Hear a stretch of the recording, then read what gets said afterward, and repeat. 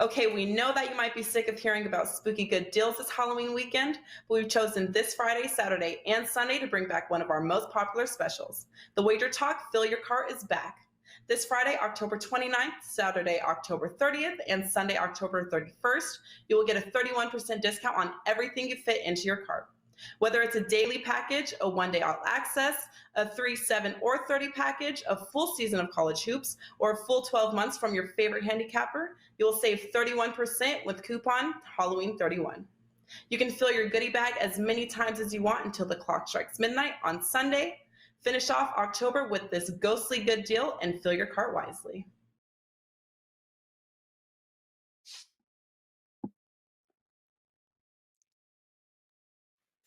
All right, guys, welcome in and happy Thursday to you. A little time for a little college football daily powered by WagerTalk.com. Week number 9 here at the college football season. We got 4 games we're going to break down for you, and we'll do it with 2 of the absolute finest and most profitable college football handicappers at WagerTalk and or, in this particular case, with Teddy Covers, sportsmemo.com. Teddy joining us here. Dave Cokin there hitting cleanup. Ralph Michaels could not convince his neighbor to give him the Wi-Fi password, so you got the 2 of us is what you got right now. Teddy, talk to me, my friend, continuing to be one of the more profitable college football handicappers. You have been since last year, absolutely crushing it. What do you got going on at Sports Memo and or WagerTalk.com? Yeah, no complaints with the college football of this year. Though I didn't have a great weekend last weekend, and everything will be posted like always Friday morning. I set a deadline for myself, make sure everything's up, so everyone's got plenty of time to find the value. So I've got NBA and NFL for tonight, and of course the college football card. We posted it in its entirety by Friday morning, 9 a.m. Pacific. All right, good stuff. You guys, again, Teddy, not only at Wager Talk, but also sportsmemo.com. Dave Cokin, there is a rumor 5% play ready to rock and roll for you here, Dave. And if my numbers are correct, and if I count on all my toes, we are looking at 28-10 since 2019 with your 5% plays. They don't come around often, but when they do, they certainly cash. So you got a 5% play. What else you got cooking up over at Wager Talk? Yeah, and the football in that time span is 17-4, including 12-2 in college. So that's not a lot of plays in what is now 3 seasons in college football. Only 5% plays, but 12-2 is good. 0-1 this year. I did lose the earlier one I had this season. It's a spot I really like this weekend, and I think even though it's a pretty good sized favorite, I actually think it's a bargain at the price. So we'll see if it gets there. I have 7 college football plays in all. One of which is a free play.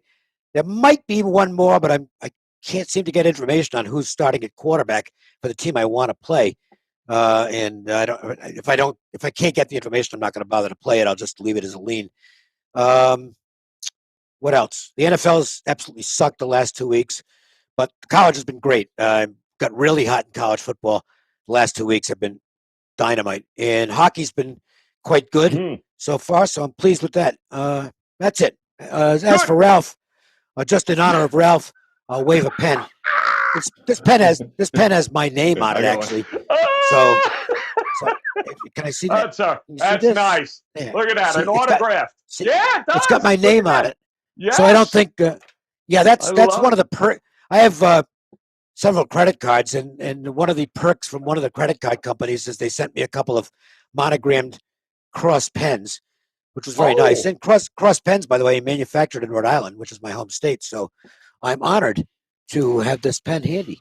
Well, you know what? Maybe if maybe that pen could actually get Ralph some internet service if he had it there, Dave. So, but listen, bottom line is we'll move on without Ralph, and we are going to move on to the Big 12 here, guys. Game number 1 today. Let's look. How about it? Texas Tech taking on the OU. Norman, Oklahoma, opening up almost a 3-touchdown, 19 points there, total of 69. And listen, Caleb Williams, Teddy, seems to be the talk of the town. He's a darling. He's everything, including better than Spencer Rattler. Do you trust him to lay 19 after what we saw against Kansas? Well, I mean, we have an interesting situation with Texas Tech. making the head coaching change. And we have to look at series history here to start out. All right, let's just take the last 6 meetings. The last 6 meetings, Oklahoma scored 63, 66, 49, 51, 55, and 62 against Texas Tech. And there's no reason to expect the Sooners not to approach or exceed 50 again in this ball game. Obviously, you talked about the success that offense has had.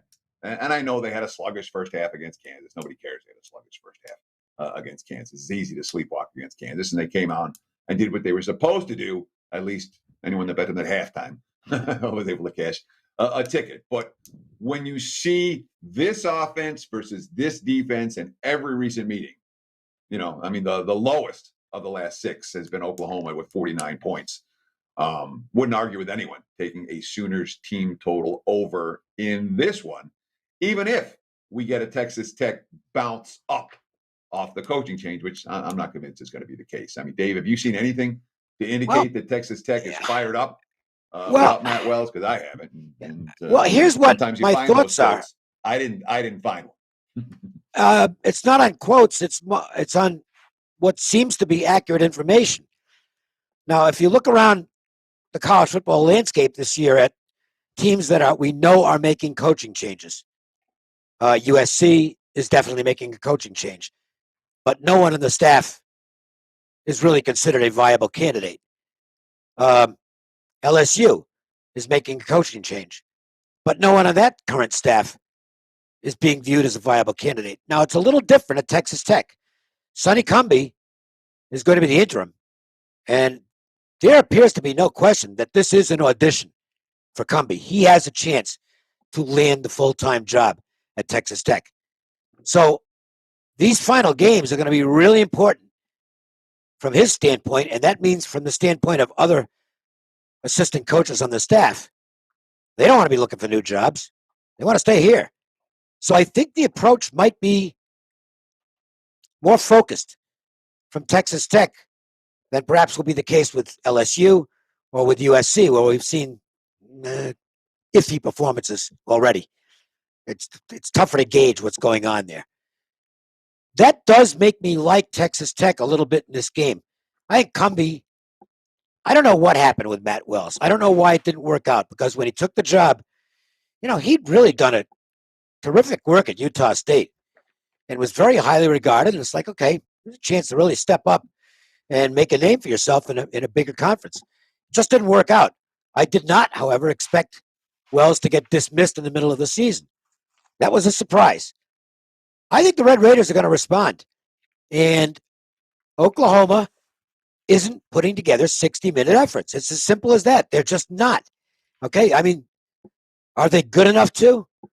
Yeah, I mean, if you catch the right Oklahoma team and they're out there really grinding for 60 minutes, they might kill whoever they play in that conference. But that just hasn't been the case.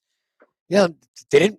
I know it's just Kansas, but for crying out loud, you're really struggling with Kansas for 30 minutes? They were kind of fortunate in the Texas game. I mean, I hope Oklahoma finds a way into the playoffs, because I know one bet I'll be making. It'll be against Oklahoma. Yeah. Uh, I would lean to Texas Tech in this game. I think you're going to get a big effort, and I would not be surprised if they stay within this big spread. So, Teddy, I did have a quote. There was unnamed sources in the program that said it was a quote-unquote shocker when Coach Wells was fired. So if that's the case, the kids were probably, well, they were probably shocked as well. So maybe they use that as motivation this week and say, screw all y'all. The bottom line is OU doesn't need style points. If they win every game, Right. they're in the playoff. It's that simple. So don't overrate it there, guys. OU taking on Texas Tech. That is game number 1 here. Game number 2, let's head over, I believe, to the ACC, sort of. I say sort of because I don't know where the hell Notre Dame is. They're independent. They're ACC. They're not. I know UNC is, right? Well, Joe, if this was a basketball game, it would be a conference game. Thank you very much. Thank See? you. Exactly. 62.5 for a total here, guys. 4.5 is an open for Notre Dame, who just who waxed USC last week, Teddy, at home. What do you think here? Obviously, Notre Dame probably already scored. The game hasn't kicked off yet against that UNC defense. I don't know. What do you think here? Do you think this is just points, and more points? It's a hard game for me, and I'm not likely to get involved. I've seen enough out of North Carolina this year that I do not trust that team. All right, and that's come really from week one. We saw in the opener against Virginia Tech, and the issues that showed up in that game, most notably an offensive line that didn't play well and a defense that couldn't get a stop when it had to. Both those issues have reared their heads repeatedly for the Tar Heels this season. But the bigger issue is, in my mind, and we knew North Carolina's defense wasn't going to be elite. All right, it might be good, but it wasn't going to be elite. But when you have a guy who's supposed to be the best quarterback, preseason Heisman Trophy frontrunner, surefire NFL stud, and the playmakers that he has to throw the football to in Sam Howell, and the offense has been hit or miss. It really has. Sure, against many of the lesser teams, they've moved the ball up and down the field. But Dave talked a few minutes ago about Oklahoma being unable to play 60 minutes of football. North Carolina hasn't played 60 minutes of good offensive football any stretch so far this season. I'm not convinced it comes here against what might be the best defense they faced so far. Certainly, I don't think there's a question it's the best defense they faced so far. And it's a Notre Dame team playing at home. Again, they had the bye week, which North Carolina had coming into this game. But the fact that the Irish had a bye week prior to last week's game leaves them relatively fresh. And then you have those back-to-back home games off the bye against USC and North Carolina. Irish got the job done in the first one. No surprise here if they get the job done in the second one as well. The Tar Heels team I do not trust to step up in class against a solid defense. So Notre Dame or pass for this better. The numbers aren't bad for Sam Howell here, Dave. The hype around him was unbelievable, and certainly this game was circled on a lot of people's cards. Say, boy, wait until North Carolina at this point. Week 9 goes to Notre Dame. 18 TDs, 6 picks. Defense has been the problem with North Carolina. So how do you approach this one? Well, let's look at North Carolina for a moment. First of all, they really have had trouble. This was a question mark going into the season. They'd lost a lot at wide receiver. And, Josh Downs is terrific. But they've got a couple of other kids who can step out and get big yards, but they're not consistent. So Howell has not had the same group of guys to throw to this year. As far as the team stuff on North Carolina goes, man, that loss to Virginia Tech looks worse with each passing week. Virginia Tech is turning out to be kind of a stiff, much to my delight, because I played against them last week with Syracuse and got an outright win. So I had both the ATS ticket and a money line ticket on Syracuse. So I was very happy with that result. They had a great game against Virginia, won by 20. Then the next week they go out and get annihilated at Georgia Tech. I mean, just killed. The offensive line could not protect anything in that game. Then they killed Duke. Okay, good win. Then they go out the next week and they lose at home to Florida State. I don't think anybody here is singing the praises of Florida State. And they got a 3-point win against the Miami team that's basically now down to a third-string quarterback who'd never played before. That's just not a resume that is going to get me excited. Notre Dame's still got issues. The offensive line was thought to be a weak point going into the season, and it's turned out to be pretty much that. It's not a very good offensive line. But I don't think the Tar Heels have the defense to really exploit it. I think Notre Dame's probably going to be able to grind out some drives here, which will do two things. One, it'll put points on the board, and secondly, it'll keep the North Carolina offense off the field. Yeah, it's not a play I'm going to make, but it really, I go along with Teddy here. It'd be Notre Dame or nothing for me. Notre Dame 3-0 in games decided by 3 or less here, guys. So, Teddy, you find sometimes that evens itself out over the course of a season. You keep playing in those 3-point or less games, you're probably going to lose a few of them, aren't you, somewhere along the line? Yeah, there's some randomness in that. And, of course, if Notre Dame wins by 3, you're not going to cash any bets betting on Notre Dame this week. So, That's exactly correct. Notre Dame, North Carolina, 7:30, guys, Eastern time for that sort of ACC battle. Let's head out, and I can't wait to hear Teddy here. Let's hear it, man. Let's go to the Big Ten. Come on, Robert. The real U of M. Michigan taking on Michigan State, 51.5 as an open there. 2.5 as a Michigan favorite opening up anyway. Some interesting action across the board on this one. So, Teddy, noon Eastern time kickoff here at Michigan State. I guess we're going to learn a little bit about both these teams here, aren't we? We already know about Michigan. Michigan's good, okay? Michigan's real good. And when you see who they've played and how they played them, they've had step-up games against Washington, at Wisconsin, at Nebraska. And they were the better team in really all three of those games. Sparty step-up games, what do they have? They had the game at Miami where Miami spent the entire, most of that game shooting themselves in the foot. And maybe the win, a home win over Nebraska in overtime, a game where they were badly outplayed. They've stolen multiple wins. The Nebraska game, they were outplayed. The Indiana game, they were outplayed. And you make a case that there isn't a team in the Big Ten that's faced a weaker slate than Sparty so far. So I think Michigan State is a little bit of an overvalued commodity right now. I don't feel that about Michigan. That said, it's not like the betting markets are sleeping on the Wolverines.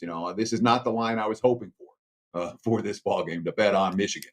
The markets know, the sharp money knows that Michigan is the better of these two teams, the better of these two programs. And for all the success that Michigan State has had so far this season, they're coming from a further place back than Michigan is compared to where they were last year and the year before and all of that. So lean Wolverines, but from a value standpoint, it's not there for me for Michigan.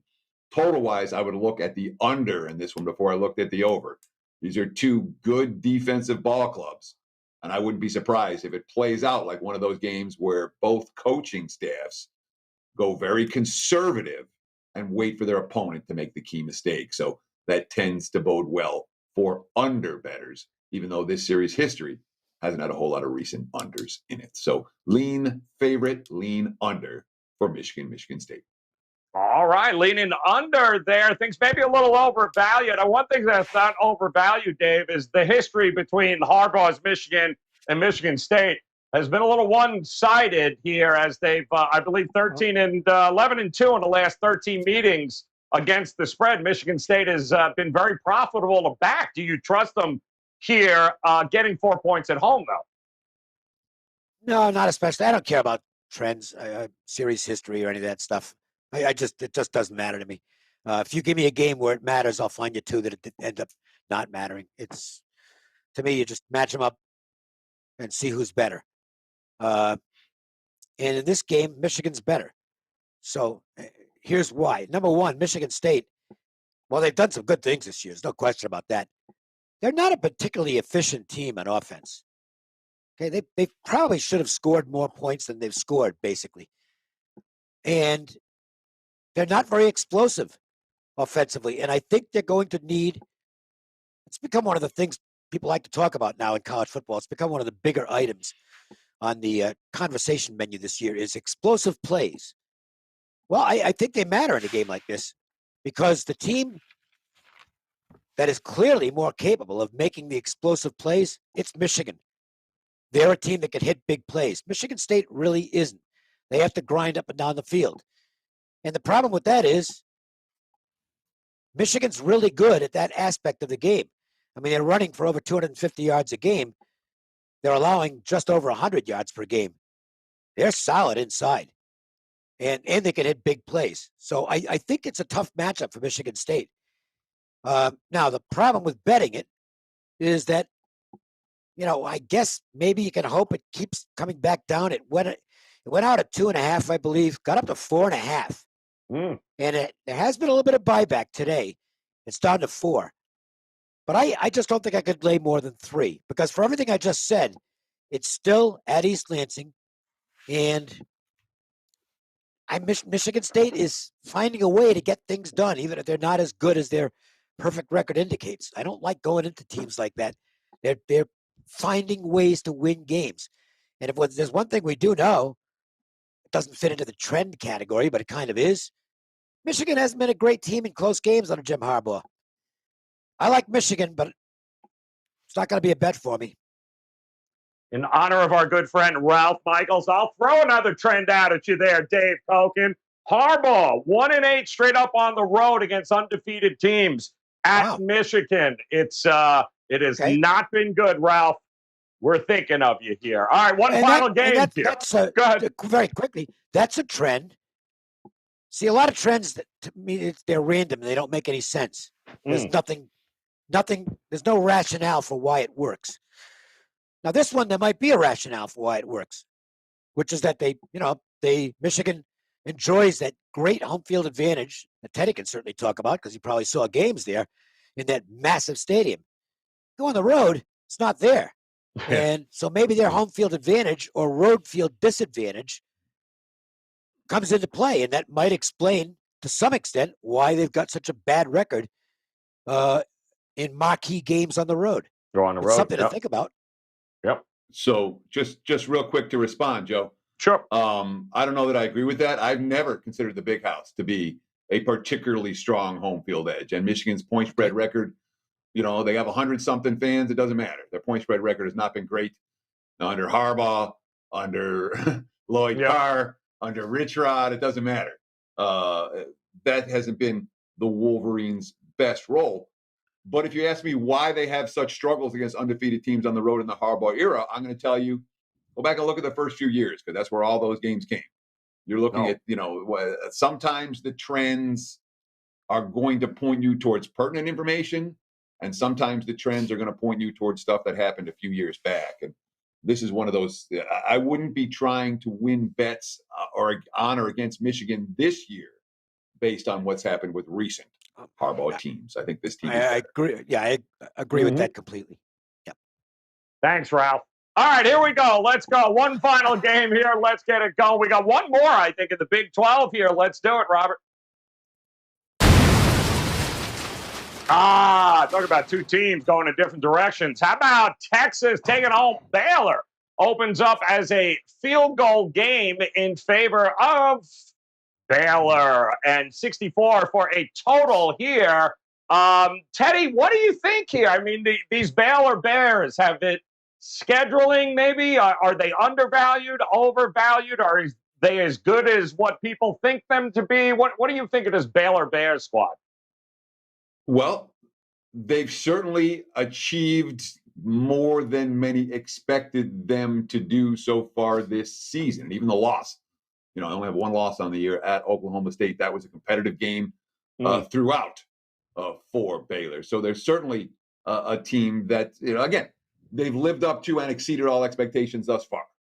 But you ask, at this stage of the season, a 6-1 team coming off that big win over BYU, and there was like 8 of us talking about what a bad spot it was for BYU that week. And the blowout win over West Virginia before that, a team that has also been devalued in the markets ever since, and then a bye week, and now they're laying to Texas. There's one thing that Dave Aranda doesn't want to do. He doesn't want to get in a shootout with the Longhorns. That Texas offense is capable of trading points with anyone. And Dave said something earlier in the show that I want to push back on a little bit because I get his point. He's like, I don't look at series history. It's not a factor for me. I look at series history when it consistently points in one direction. And when you see, hey, what's different, what's way different between last year and this year? Not that much. Okay, it's Sark now. But these two teams, the last 8 times they've played, they're 8-0 to the under. 6 of those 8 unders have gone under by, let me just make sure I got this straight. 18 points or more. Wow. Okay. They're not even playing close to the total. And I know it's new coaches, it's new players, it's new staffs. It's not the same teams, but Aranda is a defensive coach first. All right. And reading the quote, the last thing he wants is to go up and down the field against Texas. All they want to do is run the football and grind clock. And in a series history like this, where, again, each of the last 8 meetings have gone under, the last 3 all by 18 points or more, 6 of the 8 by 18 points or more. That's the way I'm going to look here in a game where, again, a series where neither team has got, or the two teams combined haven't gotten a 45 the last 4 times they've played. I got to ask, I mean, Dave, if it's one thing I've noticed with Texas, with the OU game, Oklahoma State game, is that first halves have been darn impressive with them. Adjustments in the second half, the defense has gone MIA. The other coaching staffs have done a much better job of in-game situations there where they were nowhere to be found. I don't know if that's a Sark issue, or do you think that continues here against Baylor? It is notable, by the way. You're right. Outside of the Arkansas game, which was a train wreck from start to finish, Texas has been a very good first half team and not so good in the second half. In the last two games that they played before the bye would certainly point to that. I don't have the scores in front of me, but they were up big against Oklahoma and lost the game. Mm-hmm. And they were ahead against Oak State. I think it was maybe 3 or 4 points, and they lost that game. So something didn't go right after halftime, and the defenses in both those games were really poor in the second half. And Texas still has a one real liability. They suck against the run, okay? Mm-hmm. They're giving up more than 5 yards per carry. And that even includes, I mean, Rice, as bad, excuse me, as bad as Rice is, Rice almost averaged 5 yards a carry against them. The only game they were really good against the run was the Louisiana game at the beginning of the season, and ULL turned out to be a little bit of a fraud. So that makes it sound like I like Baylor. And fundamentally, I actually do, because Baylor is a team that runs for over 200 yards a game, and they're facing a team that gives up more than 200 yards a game on the ground. That, to me, is generally, I love those plays if they're underdogs. Unfortunately, it's not the underdog here. And that's the problem I have with actually backing Baylor here, is it looks like the market has finally caught up with what some of us knew already, which is that Baylor's pretty good. Bohannon is, boy, he stepped forward. He's had a great year for this team. I mean, he's got a terrific quarterback rating. I think he's only thrown one interception all year. Smith is a dynamite running back. They've got a deep core of receivers. They're a nice team. And to me, you can forgive their one loss because it was at Oklahoma State. It wasn't a great game for them, but they were coming out of an absolute war with Iowa State that they won the prior week. And I think you could say, well, that's a tough spot. Bounced back nicely. Crushed West Virginia. BYU, well, they were supposed to crush them. They beat them by 14, and it was more lopsided than that if you watch the game. I mean, Baylor absolutely killed BYU in that football game. I think Baylor might be better than Texas. The problem is line value. Just 2 weeks ago when they played BYU, line was like, I think it opened 4, 4.5, maybe closed 5, maybe closed 6. Well, Texas is 3 points, more than 3 points better than BYU. So the line has caught up, I think, for the first time all season. You're no longer able to look at Baylor and say, that's a nice value spot. It's just not the case anymore. I think Baylor wins, but I would not be laying points with them. Yeah, it's interesting. Baylor at home here, guys. And to answer your question, Dave, Texas had a 38-20 lead against OU. They were outscored 35-10 in the second half. They had a 4-point lead against Oklahoma State. They were up 17-13, and they got outscored 19-7 in the second half there with Oklahoma State. So adjustments seem to be favoring the opposing teams and not Texas here. So we'll see if that continues on the road against Baylor this weekend. All right, guys, when you put it all together, 4 interesting games on tap here. Let's see if Teddy is leaning one way or the other on some of these games. Teddy, is there one maybe you're leaning towards a little more than the others? You know, there's it's certainly a Baylor-Texas under matchup that, given my analysis and given Dave's handicap from a different angle, makes a whole lot of sense. Baylor wants to run the football. Texas can't run. We expect a slower game with fewer drives. We have a serious history with a whole lot of unders. Let's look at the Bears and the Longhorns under the total. You're looking at the WagerTalk live odds screen right now. We'll take that under 61.5. All right, love it. And Dave, just a reminder here, guys, Dave's 5% play, locked and loaded here. Been phenomenal in college, 5% plays. We gave you the numbers, guys. 25, I believe it was 25-8, Dave, since 2019 in 5% plays. No, 28-10. 28-10, sorry. 12-2 in college. 17-4 in football, NFL and college. 12-2 in college. Yeah. So I think I'll add a winner this weekend. So on the 4 games we talked about, none of these are making my card. I will tell you that I know what the games we are talking about tomorrow are, and one of the games we're talking about tomorrow is on my playlist this week. It's already been set out as a play, in fact. So want to make sure and tune in to tomorrow's show where you'll get a more bettable opinion. Baylor. Oh, okay. Mainly because I like Dave Aranda. I think he's done a great job there, and I wonder if he's going to. LSU's got to make him an offer, don't they? I mean, he's off that. They got to. They got to make him an offer. Whether he takes it or not, I don't know. But I'll go with Baylor reluctantly because I have to come up with something as a best bet. So I'll go with them. Yeah, I like. Comes down to it. I'll take Bohannon at home. Kid's having a quietly great season, and nobody's paying attention to him here, guys. All right, there you got it. You heard Dave, 5% play, locked and loaded, 7 plays in total, I believe. Ready to go here at WagerTalk.com. And Teddy, you will find nobody more profitable over the last couple of years, guys, than what Teddy has put together, both college, NFL, and let us not forget NBA is also here. Dave does NHL. That's off and running. College hoops just around the corner. A lot of ways to make it a profitable weekend, guys. It starts by visiting Teddy and Dave Cokin over at WagerTalk.com. So on behalf I got to mention one quick thing. Go. Did you know that with the new additions this year, there are now 358 Division I college basketball teams. And I want to throw in a plug for one of our own, Adam Trigger. Yep. Adam Trigger's doing just this enormous amount of preseason preview action, and it's all free. If you go to our Wager Talk news page, I mean, there's 358 teams out there. You better get as much good information as you can on as many as you can, because you can't just flip open the Ken Palm and, I mean, good information there, but I mean, it's 358 teams. So I would suggest to everybody they get that free information from Adam. I'm reading it and I'm learning stuff from it. And if it can help me, it can help you too. Yes, absolutely. Keep it simple, guys. Math is hard. All right, Teddy, we appreciate it, my man. Always a pleasure.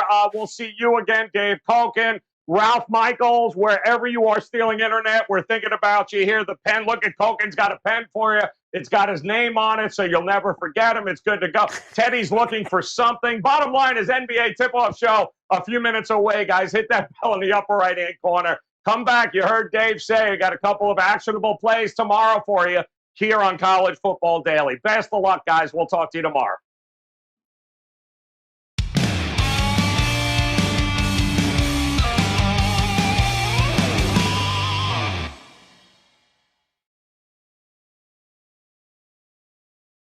Okay, we know that you might be sick of hearing about spooky good deals this Halloween weekend, but we've chosen this Friday, Saturday, and Sunday to bring back one of our most popular specials. The Wager Talk Fill Your Cart is back. This Friday, October 29th, Saturday, October 30th, and Sunday, October 31st, you will get a 31% discount on everything you fit into your cart. Whether it's a daily package, a one-day all access, a 3, 7, or 30 package, a full season of college hoops, or a full 12 months from your favorite handicapper, you will save 31% with coupon Halloween31. You can fill your goodie bag as many times as you want until the clock strikes midnight on Sunday. Finish off October with this ghostly good deal and fill your cart.